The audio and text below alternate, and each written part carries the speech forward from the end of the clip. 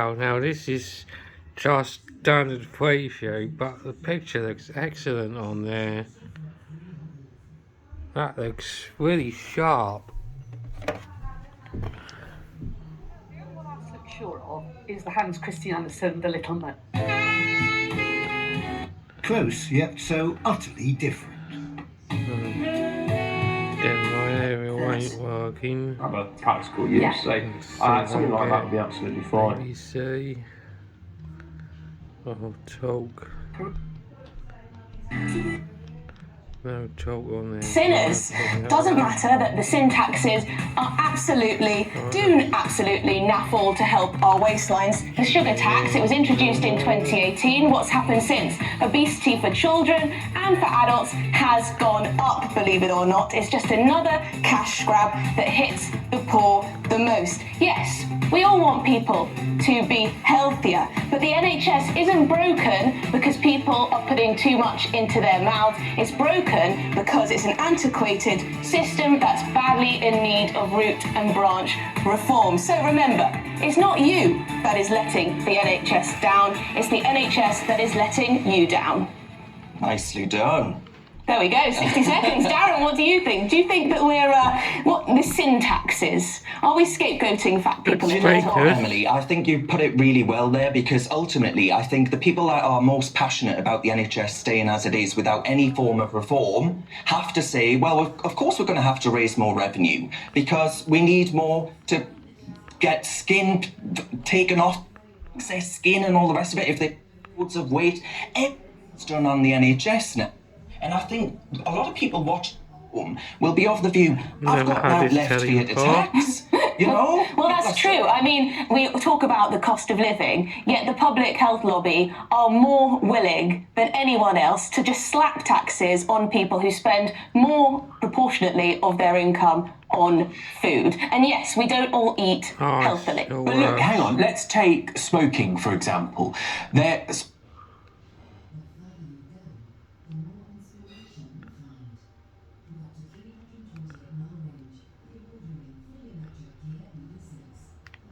seen that the number of people that smoke now, it's about 6 million regular smokers. It's a fraction, literally a fraction of what it was a generation ago, and that's because it's too expensive for most people to do. Alex, and so doesn't that show that you do that with food and it could follow the same I don't route? think so, because Alex, isn't the fact that people are smoking less because there's been such a campaign in terms of the health effects? We all know smoking kills us, and also we've had vaping accelerate, have we not? Right, and actually you make a good point, because what we actually need when it comes to obesity is a proper public health campaign. The dietary advice that people have been given for decades now is terrible. It puts carbohydrates at the top of the food pyramid, saying this should be the majority of your intake.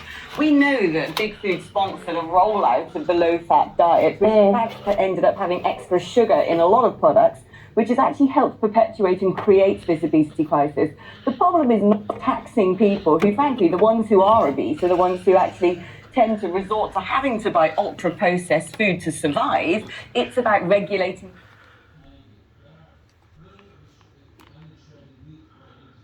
During the Olympic Games, during the pandemic, you had Krispy Kreme handing out donuts to NHS staff. These are the people adding to waistlines, and obesity is a massive crisis and a big burden on the NHS. Halvey, do you think we should tax, sorry, Bedford, do you think we should tax big food, as Alex says, or the consumer? Well, I think the sugar tax did was not just change people's behaviour, but it also made big food companies change the ingredients that were going into their foods that are making people obese. So actually, I think that the sugar tax actually seems to be quite an effective tool at making big businesses change the way that they operate and making people change their food habits. Yeah, because actually, the real hit here is on the companies, because they know that the price of their products going up makes people less likely to buy it. And so instead of a tax actually being applied to the consumer, what you've seen in loads... Hard to say. During his decade in the role, the Duke's travel expenses were £4 million, and his security costs another £10 million. What is an extravagant lifestyle? Travelling by private jet. I like this telly. Helicopters when you could take a train, but it is really sharp picture. HDMI works. for the best value for money. Alright, That's the way it's in the that- corner. and I'm not the one that makes That's those gone. decisions. Okay, excellent. Prince Andrew was plagued with controversy. In 2007, the Duke and Duchess of York's marital home, Sunninghill Park, was sold. It had been a gift from the Queen, and the unusual circumstances surrounding the sale prompted further criticism about Andrew's business dealings. When their marriage broke down and it came to selling the house, it took a long, long time, and Andrew was desperate to sell it because he needed the money. I'll find my Sky remote. It's been on the market for several years. Quite remarkably, he managed to sell it to a Kazakh billionaire.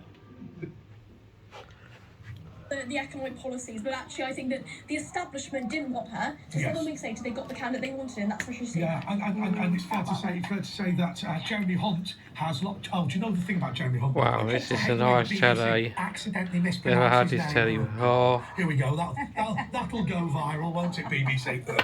But I mean, he's basically been rejected by every single vote that he's ever been put in front of.